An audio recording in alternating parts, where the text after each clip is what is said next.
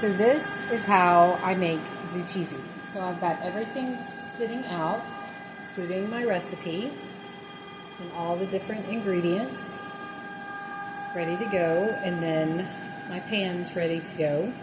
It usually just needs 2, but it depends on the size of the zucchini from my experience. So I've got 3 out just in case, but probably it'll just need 2.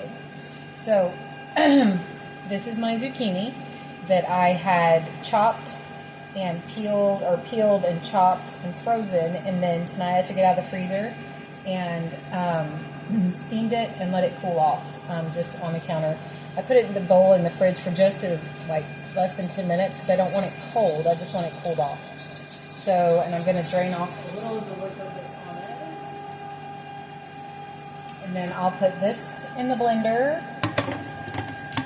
And I'll turn this so you can see. There's my blender.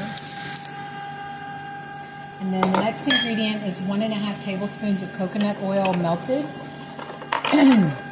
So I just put about 2 tablespoons in a bowl and melted it. And then I will measure out what I need, and then I just put the rest right back in the container. So that's a tablespoon and ½ a tablespoon. And these are some of my favorite measuring spoons. They're the THM ones that they don't make them anymore. It's very sad. And then it calls for ½ a tablespoon of sesame oil, but I'm allergic. So I either use an extra ½ a tablespoon of coconut oil, or sometimes I just use extra virgin olive oil, which is what I'm going to use tonight. It works with the color scheme, like the Zuccheesy turns out a nice yellowish color. And then 1½ tablespoons or juice of 1/2 lemon. I like doing it from a bottle. So 1½ tablespoons of lemon juice. And this is all on KJ's website.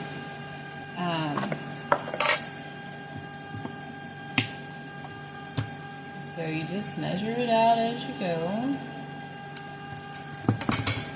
And the first time I made it, I was like, I watched her do it live and was like, I think I can do that. I can do that. And I just thought, I'll give it a try. And it worked out really well. So then oat fiber.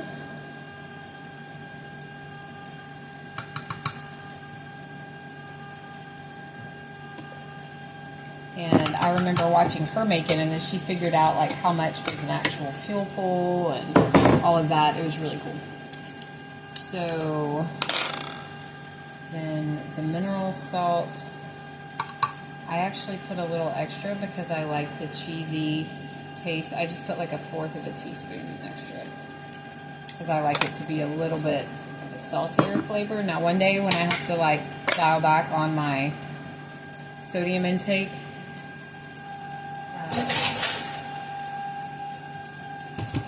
one of the women in my small group for this coaching community, KJ's Wholly Healthy with KJ, she'd probably be like, yes, Elizabeth, you should start watching your sodium, because she and her husband have to do that. And I think about that when I'm like, salt.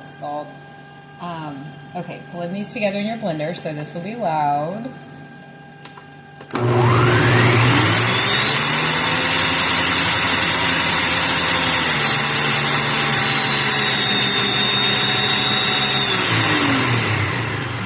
Actually boil water in my tea kettle, so I'm going to do that, and I'll make another part of the video.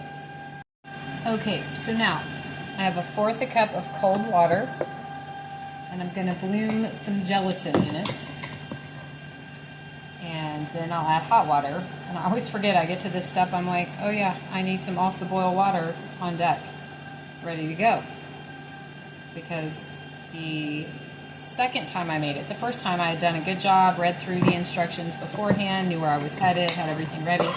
The second time I was like, oh, that was easy, I'll just make it again. And I forgot about the hot water, and so I got to it and I was like, bloom the gelatin in the cold water. So I did that and then looked and was like, oh, I need hot water ready right now. And so it ended up setting up fine, and the recipe worked fine, but it just, getting the bloomed gelatin to mix into the hot water took a while because it had set longer than it said without the hot water on it. sometimes wonder, every time I make it, I'm like, I feel like I could use a little bit more cold water because it gets very thick in blooming it, and I don't feel like it all gets mixed up with the water. Like, I feel like it could use a little more. But I'm afraid to try that because I don't want to mess up the recipe. Like, there's only so much. Like, adding that extra 1/4 teaspoon of salt, I was like, I hope this is okay. But it hasn't done anything to make it less delicious. Alright, so I'm going to get the hot water now. And it actually had just started boiling, but I like, when it says off the boil, I'm a little bit like, it needs to be immediately boiling. And so I let it go again, and this has to sit for a minute anyways. Alright, so now I'm going to get my 1/4 cup of hot water.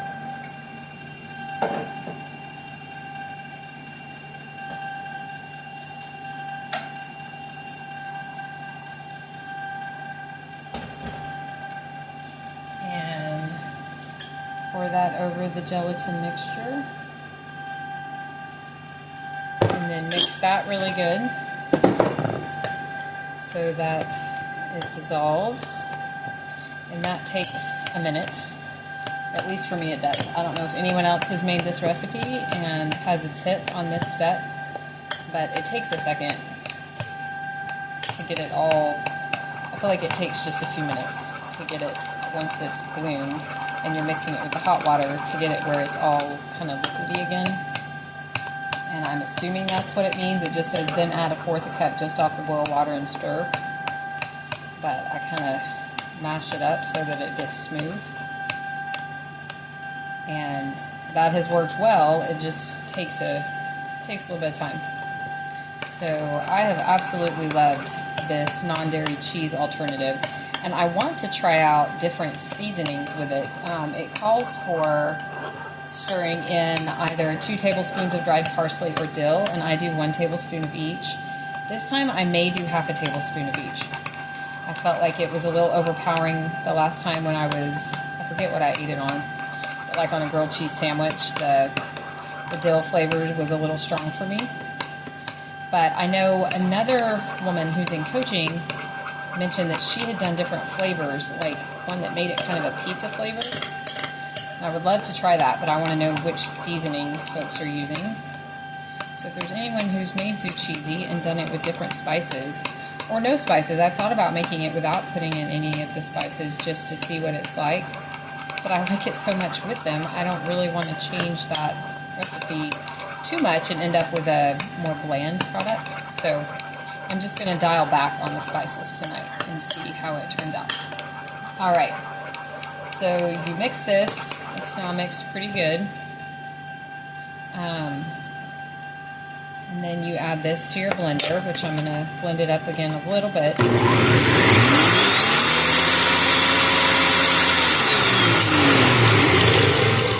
And there's some of the zucchini stuff wanting to stick up on the sides, so I like to just push that down. And then mix one more time to make sure it's all blended well before I add the gelatin. So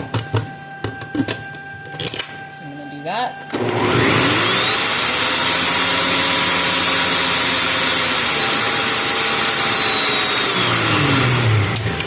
I don't want any unblended pieces of zucchini. And then I will add the gelatin mixture. And then nutritional yeast, as it says, and it's 2 tablespoons of nutritional yeast. That I will definitely keep the same. I like the flavor and the fact that I think that's what makes it taste like legit cheese. And why I like this cheese alternative compared to some of the other THM, I've done Hello Cheese. I've not done, there's another one in the first cookbook. I like the Hello Cheese. Hello Cheese is a little bit firmer, so it shreds well. It does not melt well, so I don't like it for a grilled cheese. But for a casserole, like the Mexican cornbread crusted casserole, it does really well for that, the Hello Cheese, because of how it shreds. And it, once it's in the oven long enough, it does melt okay, but it does not melt well for like a grilled cheese. I like how this melts for a grilled cheese. I like this more in terms of the flavor profile and the texture. in terms of, like, if I want a piece of sliced cheese with a piece of Canadian bacon or something like that, where you're just, if I was making a charcuterie board, I would prefer this. All right, then blend the contents for 15 seconds.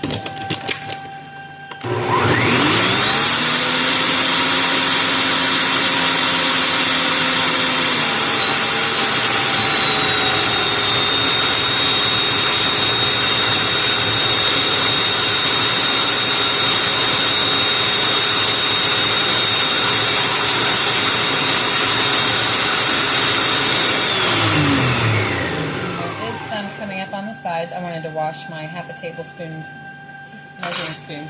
I have several of each size. I mean, don't we all if you cook enough? But I really like the metal THM ones, and I'm sad they don't carry those anymore. I'm assuming, you know, it was a business decision. It must not have been a profitable product, but I love them. The shape, the size, how they measure, stuff doesn't stick in them. And I'm sure I could find some good metal measuring spoons elsewhere. And I also was gifted, once upon a time, some Pampered Chef. Now, they're plastic measuring spoons. I do not care for those. And I feel like the THM ones were more affordable even.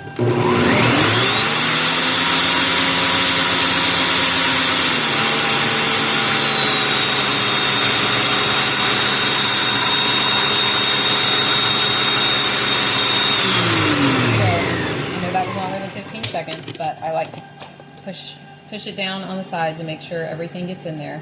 And then I'm also scraping off, I guess I could angle this a little better. I'm not done cooking lives or anything, and so I know this isn't an ideal angle because you're like so close. But some folks had asked me if I would do a video when I made it. So I scrape off the lid because some inevitably gets up in there, and you don't want to waste any of the zucchini. And it's liquid. The first time I made it, I was so excited, but I did not have time to let it set up like it said, because we were doing pizza night, and I was all of a sudden like, oh, I don't have any cheese, anything for my pizza.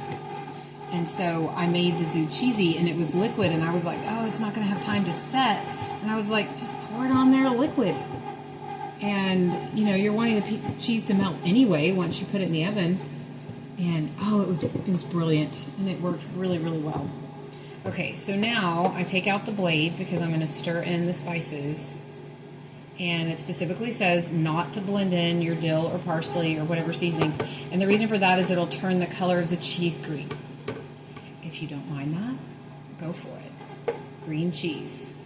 Have it with some green eggs and ham there. But I've not done that. I always just take out the blade, scrape off as much of the goodness as I can. Quickly go sit it in my sink so it doesn't drip off the floor. Alright, so now I'm going to do half a tablespoon of dill and half a tablespoon of parsley. And I'll tell you, I ran out of parsley after I'd made this a few times. And I went, in 2016, I went to all organic spices. And that was just something I felt like was an investment for my health and my family's. And I went through my pantry, I threw away, oh my goodness. And some I offered to friends. But I always felt bad. I'm like, hey, I don't think this is healthy for me. You want it? You know, kind of thing. And however, the organic parsley that I buy at my grocery store has been out. It was out for several weeks. And so I was using different spices and making the zucchini, which was fine. I used an Herbes de Provence, if I'm saying that right, which was delicious, along with the dill. But I really liked the combination of the dill and the parsley that I had made originally. That's what the recipe mentions, is those two spices. And I combined them, and I really liked it. And so I actually bought, for the first time in 8 years, just regular, it's non-organic. Now I will keep looking. I mean, financially, it's hard to, if you're cooking a lot, the cost of things. Oof. Okay, but I will eventually get some more that's organic at some point. So, I think this is only going to take 2 of the trays. One time I had these huge zucchinis, And I wasn't sure how to adjust the other ingredients to accommodate for them, but it was a ton. It made a ton. It didn't set up quite as firm though. So then I pour them in these trays. And then it'll start setting up. That was the thing when I one time was wanting to make it quickly. And so I steamed my chopped zucchini and wanted it to cool off more quickly, so I put it in a bowl and stuck it in the freezer. Well, then I got busy because I was like, I'll just stick it up there a few minutes and then grab it out. Well, I didn't. And so it got really cold. Not frozen, but so cold that when I put my melted coconut oil in there, the coconut oil made it started to harden a lot faster. And then the whole thing was just, it was setting so quick. I almost didn't get it. I did not get it smoothly in the pans before it was starting to set up, and it had like a weird shape. And anyway, I learned that zucchini cannot be rushed. Although tonight I did put it in the fridge for just a little bit, but I won't do the freezer again. That was a lesson learned. So I get as much of it out as I can into the trays, because again, you don't want to waste zucchini. And when this is what you do every time you want cheese, you want to maximize the output. Although my kids like it okay, my 13-year-old loves it. So I have to compete with him for the zucchini, because he'll like to melt it, and I don't mind, because I want them to have palates that enjoy food that is healthy, that does not cause them inflammation, since dairy does. And as they get older, my kids will kind of flex on the dairy a little bit when we're out places, but I just don't do that at home. So then, this is the zucchini, and I didn't get them evenly full, but you can see. And I will sit them in my refrigerator. And, I mean, they're already starting to set, I can tell. And I got one fuller than the other, but that's okay. And then once they're completely set, I put them in a Ziploc bag, and I have a little box that says Mom's Food, because that's where I put some of my specialty THM things that I eat. But like this, I share with the kids. But like I have certain wraps, and they can have wheat. I can't. I'm gluten-free, so I have these egg wraps that I'd use just for me or whatever. And I'll put these in that little box. And that will last at least a week, if not longer, depending on what I'm eating. If I make like a casserole, well, I would need to make more. So I have learned I just keep several bags of 2 zucchinis peeled and chopped and diced in my freezer, so I can whip up zucchini anytime that I need to. The only thing that you want to have on hand is your gelatin and your oat fiber, and then of course some lemon juice, nutritional yeast, salt, coconut oil, extra virgin olive oil, and then spices as you so please.